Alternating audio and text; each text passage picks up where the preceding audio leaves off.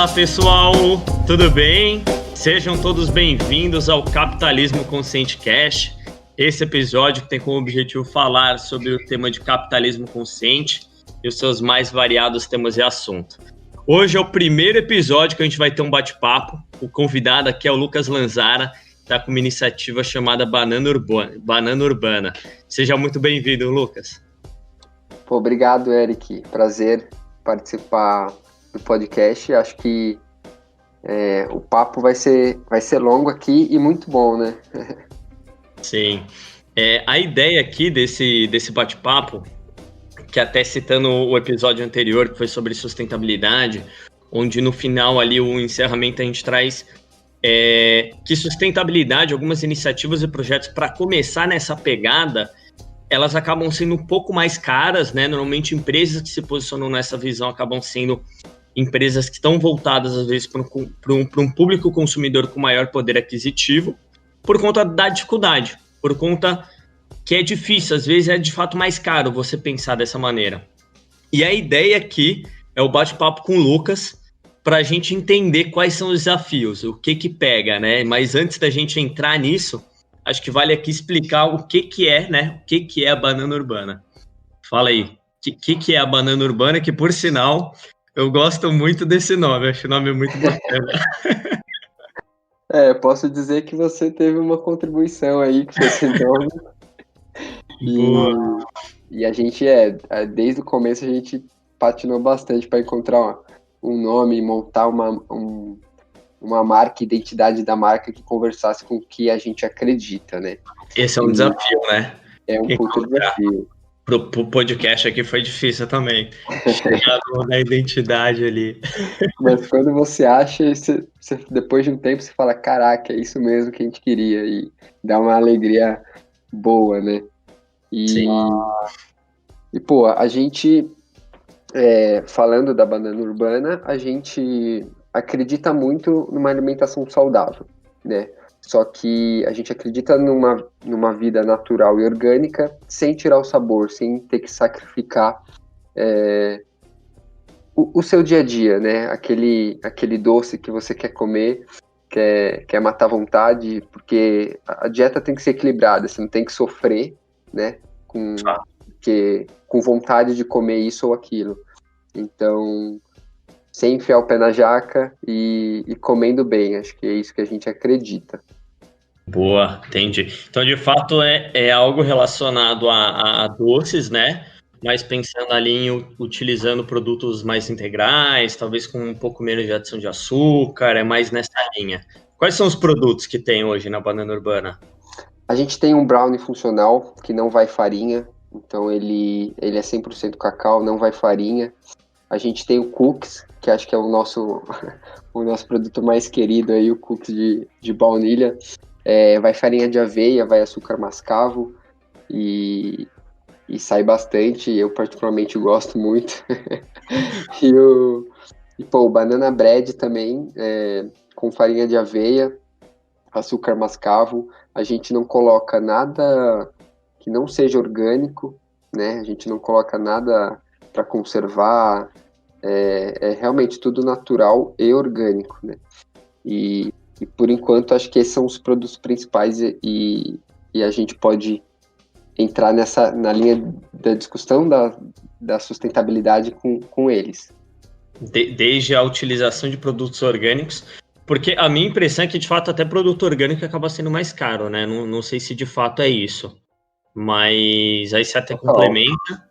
E aí também já puxa, porque dentro da visão da sustentabilidade, em relação à utilização de embalagem, como é que funciona isso? Como que é já pensar dessa maneira de utilizar coisas que talvez vão se degradar mais rápido no meio ambiente, etc.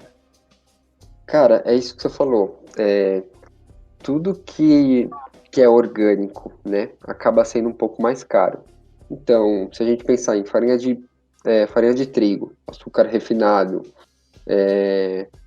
chocolate ao leite, tudo acaba sendo mais caro do que produtos orgânicos ou naturais, né? Até mesmo a gente pensa em fazer produtos sem açúcar, sem lactose, para vegano, obviamente vai encarecer o produto, mas é isso que a gente acredita, né? A qualidade do produto vai compensar essa questão do preço. E quem quer ter uma vida natural e saudável está disposto a pagar, né? E não só, obviamente, falando dos alimentos orgânicos e naturais, a gente falando das embalagens também tem um peso significativo aí na composição do preço do produto, porque um dos nossos valores é a sustentabilidade, né? A gente já queria nascer dessa forma, né? Porque a gente acredita que depois de um tempo que você já tem a empresa, o restaurante, né, o seu delivery, pelas embalagens de plástico, de papelão serem muito mais baratas, você acaba se acostumando, né? Você tem aquela margem de lucro e você não quer abrir mão. Às vezes o restaurante não quer abrir mão para trocar por uma embalagem mais ecológica, biodegradável, né? Então, vamos seguir o que a gente acredita, mesmo que seja mais caro, mesmo que seja difícil, e vai ser. Só que a gente já queria nascer nessa pegada, né? De uma maneira que um dos nossos valores seja a sustentabilidade, a gente não abra mão disso de jeito nenhum. Entendi. Mas já deu certo? Deu para nascer já nessa pegada? Está sendo algo ainda de estudo? Porque lógico que iniciar um projeto é aquela grande questão, né? Não dá para esperar tudo estar alinhado para iniciar. Tem que iniciar, tirar, né? Tirar a inércia da estagnação, traçar, e aí vai ajustando. No começo ainda as coisas estão acontecendo, ainda é pouco fluxo, né? Você vai lapidando. Mas como é que é? Deu já para iniciar nisso? Está nesse processo de adaptação, muito estudo? Como é que tá? Cara, exatamente isso. Acho que a gente ainda está no começo, um mês de operação, praticamente, mas foi isso que você falou, feito é melhor que perfeito. Então, se a gente esperasse ter tudo redondinho para começar, não ia começar nunca. A gente tem que começar e ir ajeitando, né, aparando as arestas aí ao longo do caminho. Na questão de começar já totalmente 100% sustentável, e isso está sendo a nossa dificuldade, e estamos estudando muito para isso, justamente porque é muito difícil encontrar hoje embalagens que sejam ecologicamente corretas, né, ou biodegradáveis, como a gente fala. Para alguns produtos como brownie, cookies, a gente não usa plástico, então é só papel. A gente utiliza para embrulho um papel celofane, que ele é biodegradável em 6 meses, e também quando precisa colocar dentro de uma embalagem, a gente coloca em papel. Então, adesivo é de papel, a data de validade que a gente coloca é de papel, não vai plástico nesse produto. O banana bread, por exemplo, que precisa ir no forno, a gente encontrou uma embalagem que ela é forneável e é um papel mais resistente, né? E aí, para a gente ter uma ideia de comparação, o custo dessa embalagem, a unidade sai por R$3, enquanto uma embalagem de plástico sai por 85 centavos. Então, é uma diferença gritante, e chega a ser até difícil encontrar essa embalagem de forneável de papel aqui nas redondezas, né? Eu entrei em contato com a empresa que fornece essa embalagem e o pedido mínimo é de 3.500. Dá para arcar aí. Aí eu te pergunto, quem está começando, consegue começar assim? Não dá, não tem como. Não dá, né? Eu entendi. A questão, então, é que você citou, e me corrige. A questão não é também só utilizar, sei lá, um produto que pode ser reciclável, mas também é utilizar um produto que pode ser reciclável, mas também seja biodegradável. É meio que essa linha de raciocínio? Isso, exato. Entendi. Tem algumas startups surgindo, apareceu até no Big Brother, na propaganda do iFood, quando eles mandam a comida pro pessoal do BBB, que a embalagem é feita de fécula de mandioca. Isso é biodegradável. Né? Interessante. Tem uma startup que tá com esse projeto, é relativamente nova. Eu entrei em contato com eles também para pedir essas embalagens, ainda não recebi resposta, e acredito que também o pedido mínimo deva ser alto. Deva ser alto. E eu encontrei outra startup, acho que em Florianópolis, nessa pegada também, que as embalagens são 100% biodegradáveis. Então, a gente está analisando ainda de pedir essas embalagens. Essas embalagens que eu falei, de fécula de mandioca, e tem um outro produto também, são 100% biodegradáveis. Mas também tem a questão que a gente, por enquanto, estamos usando essa de papel, né? A gente não está usando plástico. Quando a gente precisa usar algum plástico, o que a gente faz? Quando o pedido sai com algum plástico, ou a tampa, até mesmo a tampa dessa embalagem forneável é de plástico, a gente manda um cardzinho para o cliente falando exatamente assim: quer reciclar? Ganhe 10% de desconto na próxima compra, devolvendo as embalagens de plástico do pedido anterior. Putz, legal. Então é mais ou menos a ação. Acho que a Coca-Cola fez uma ação parecida há um tempo atrás, né? Não sei nem se tem mais daquelas garrafas retornáveis, né? Retornáveis, sim. Ainda existe. Lógico que agora no momento da pandemia, né? É verdade. Eu não faço ideia como que funcionou. Mas até onde sei ainda existe, assim, que normalmente são garrafas de vidros, né? Tem também a garrafa PET mais resistente, que acaba sendo essa linha retornável. Só isso mesmo.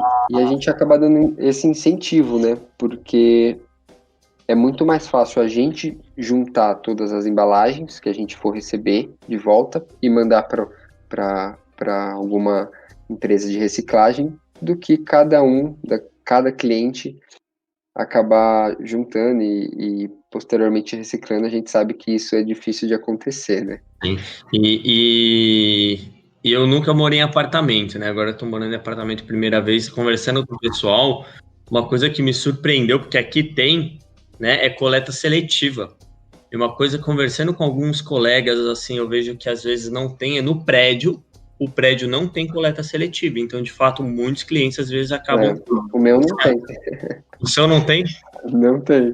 Esse é um ponto, sabe? Tipo, é aquele mesmo fator. Tipo, pensando no consumo seu ou da sua família, é até pequeno, mas quando você pensa no consumo de todo mundo que mora no prédio, é muita coisa, né? É muita coisa. Agora imagina no consumo de um restaurante. É maior ainda. E manda para todo, isso Então, mesmo. se todo restaurante pudesse juntar, fazer alguma ação desse tipo, né? Ou até mesmo, eu gostei muito do comentário que você fez no episódio anterior, de que, pô, você fez um pedido do restaurante que você gosta e a embalagem é de isopor ou de plástico, dá 4 estrelas, dá aquela comentada lá falando que, pô, gostei, mas poderia, se fosse de, né, uma embalagem ecológica, seria melhor ainda. Então, acho que essa iniciativa não tem que partir só da gente, né, consumidor, tem que partir também, principalmente das empresas, né. Sim, e acho que cabe a demanda, né, você demandar por isso, você valorizar e fazer questão disso, e de maneira, e isso, as empresas, né, restaurantes maiores, tal, começarem nessa linha, porque de fato é desafiador para quem está começando, mas para quem já está estruturado, pelo que eu estou entendendo, essa virada de chave é mais fácil, visto que tem aí demanda mínima, como você comentou. Então, o principal ponto que vale aqui é que, beleza, começar já de maneira sustentável é um grande desafio. Na verdade, já fazer algo em relação a pensamento sustentável já é um desafio. Começar, então, é muito maior, mas sim dá. Dá até principalmente fazendo muita pesquisa, conhecendo fornecedores, etc. Exato. O ponto que eu comentei de restaurantes que já são estabelecidos na região, que já são conhecidos, é justamente ele ter que sair da zona de conforto, abrir mão de uma certa margem de lucro e pensar a longo prazo, né, para implementar essas ações. E ser criativo, né? E ser criativo, utilizar a criatividade, gastar tempo estudando, igual você, em relação a pensar nessa possibilidade de desconto quando retorna a embalagem. Dependendo da embalagem, até pode ser reutilizável, igual o caso que você comentou da própria Coca-Cola, dessas empresas de garrafa. Então, dependendo da embalagem, ainda vai muito nessa linha. E acaba sendo uma economia entre o pilar econômico, que auxilia muito, né? Exato, Aí a gente entra no conceito da sustentabilidade, que é a economia circular, né? Tudo que a gente coloca, né, para usar, a gente de alguma maneira vai usar de novo. Sim. Então... Eu vi um bate-papo sobre sustentabilidade, eu achei bem interessante. Porque, de fato, quando a gente fala em tese, né? Quando a gente fala de economia circular, o ponto que eles comentaram é que, tipo, na natureza não tem lixo. Na natureza, tudo de alguma maneira se decompõe. Mas quando a gente fala em relação à plástica, a gente fala que isso não vai se decompor. Mas não se decompõe no nosso período humano de vivência. Porque, né, muito tempo o plástico vai ficar lá. Porque quando a gente pensar em realmente muitos e muitos anos, lógico que isso vai voltar, né, para a natureza. Vai ter o impacto dela, mas é lógico que o principal pilar é que a gente produza cada vez mais coisas e dentro do nosso faixa de tempo humano ali, né, da nossa vivência, que isso seja biodegradável, né, que se degrade muito mais fácil no meio ambiente. Exato. E uma ação que corrobora com o que você fala é o canudo, né? O canudo que era de plástico e não podia mais e agora é de papel. Sim. Se decompõe muito mais rápido, né? Foi o vilão aí, canudo. Botaram ele contra a parede. Então. Mas a questão tá bom, plástico, ele vai se decompor, não se decompõe no período, né, que a gente chama aí da vida humana, só que muita coisa acaba indo para os mares, né, e acaba destruindo muitas vidas animais, né, muitos peixes. Então acho que ações como essa de mudar totalmente as embalagens que a gente usa, reduzir esse tempo de decomposição. Então, por exemplo, a fécula de mandioca, ela vira adubo depois de alguns meses, né? Usar embalagens biodegradáveis nesse sentido, ou até mesmo zerar plástico, usar só papel, eu acho que é o caminho, assim, cara. Boa. E é isso. Acho que o papo era esse, né? E de fato a gente entender